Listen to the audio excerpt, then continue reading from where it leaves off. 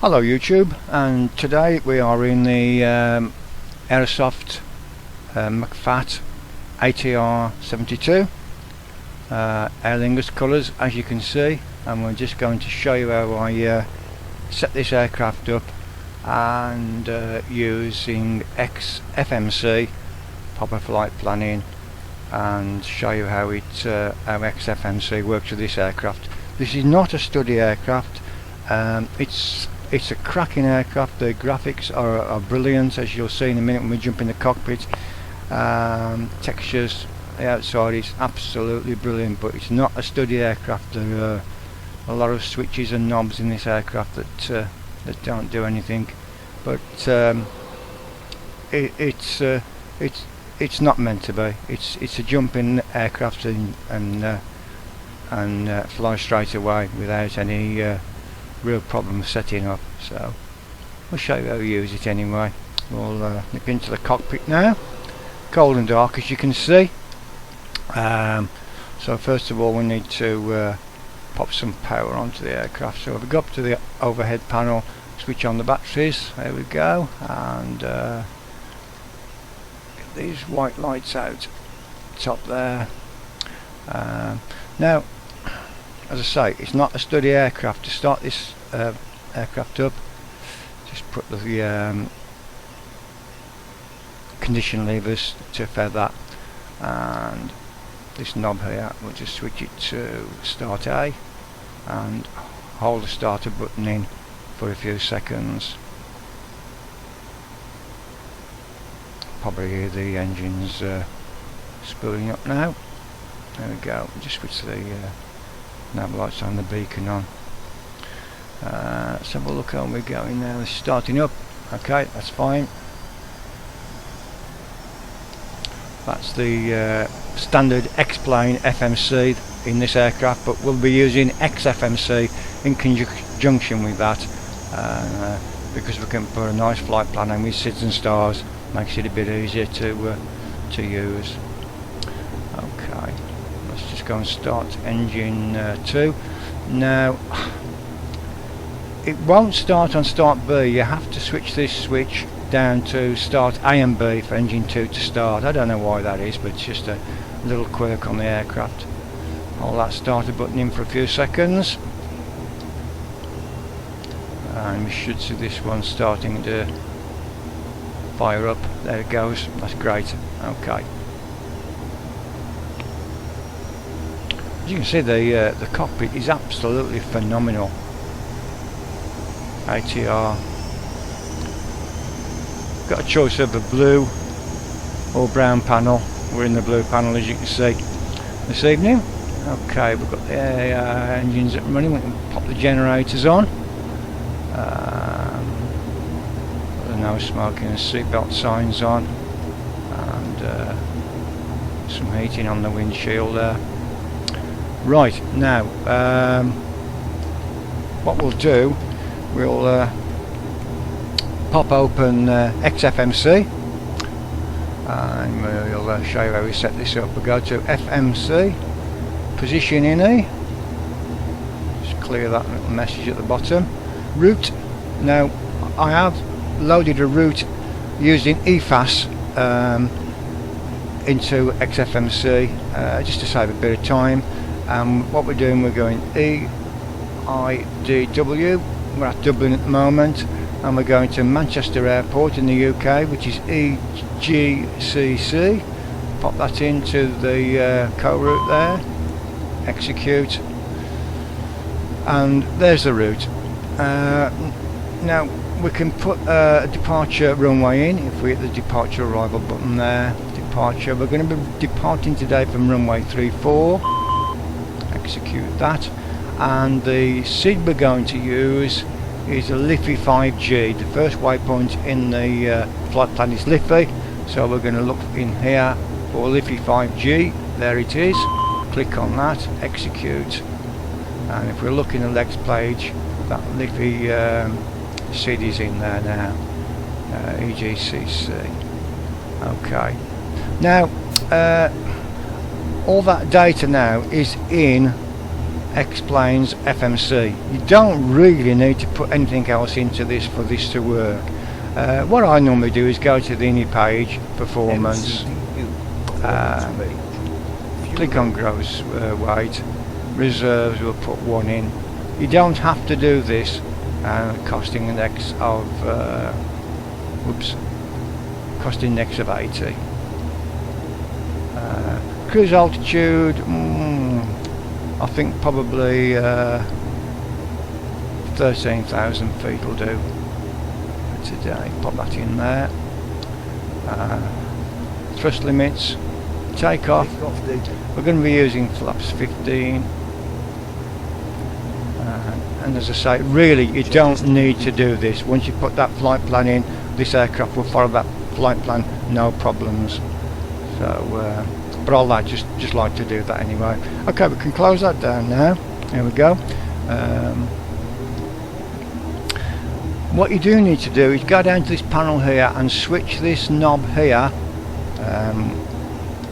navigation knob from. We're on Nav 1 now. We need that to go.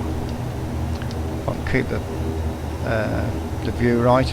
We need that to switch down to FMS because we want to use the flight management computer as a navigation aid. Okay, we can pop the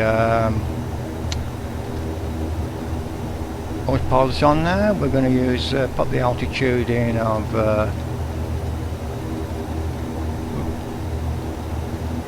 13,000 feet. We're going to use a climb speed of 160 knots. 160, 170 is about right for this aircraft. Turn that up now to 160. There we go. We click on the heading button and the nav button. You'll have a little light there, localizer. That's just going to tell you that it will follow that flight plan that's in there via XFMC.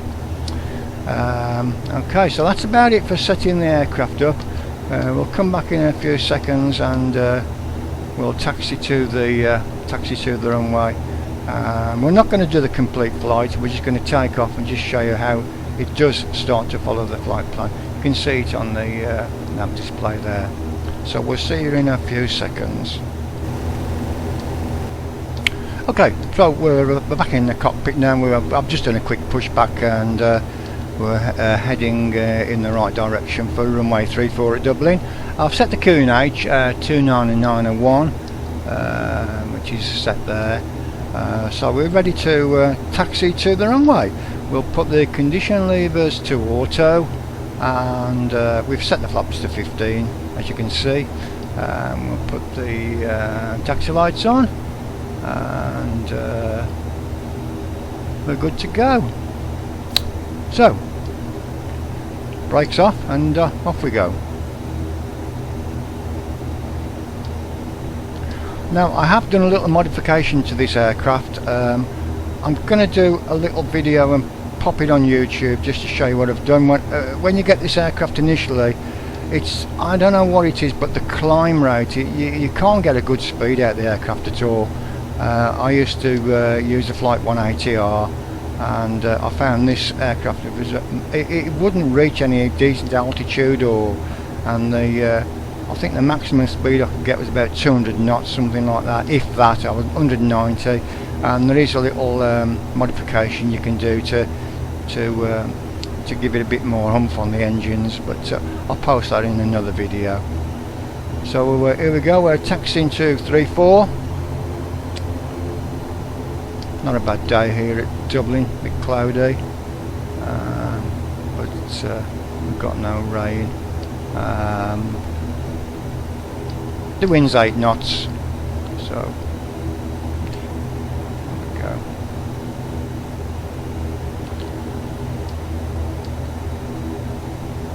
This is freeware airport, Dublin Airport, available from explain.org in the download section, and it is a really nice airport. There is a good payware one as well from Aerosoft.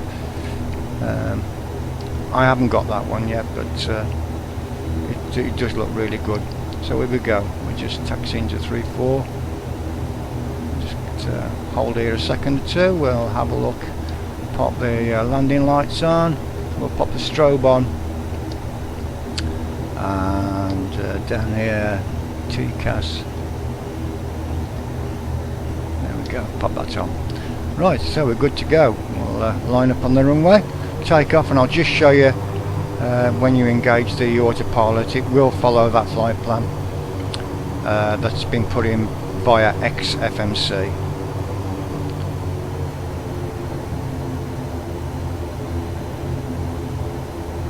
This button here doesn't do a lot, to be honest, but you're supposed to switch it to take off there. You'll hear a difference in the engine noises, but I don't think it really makes any difference at all. Okay, let's just hold there a second or two. Condition levers are on auto, flaps 15. Okay, release the brakes and give it a bit of power.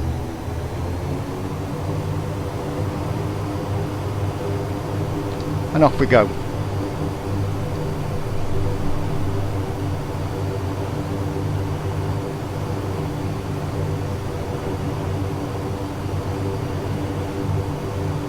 We lift up about 100 knots. There we go. Pull back on the yoke. A bit too hard. Okay. We're in the air. Positive brake, gear up.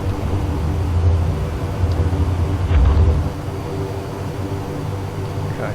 What we'll do now, we'll just switch the autopilot on, the yaw damper, and as you can see, immediately the aircraft will turn to line up with the line on the nav display there.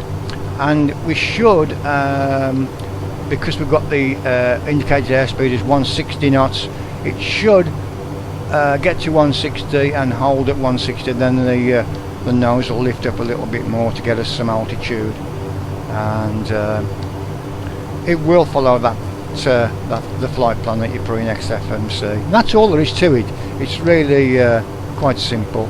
It's a simple aircraft to fly. Brilliant graphics in the cockpit, but I say it's not a study aircraft. There are a lot of switches on the overhead up here that don't do anything at all. There's a floodlight down there which works quite well. All the radios, etc. But there's a lot of stuff that doesn't work. But all in all, it's a great aircraft for the cost. You can't go wrong. I hope you enjoyed this bit of a video, and we'll see you next time.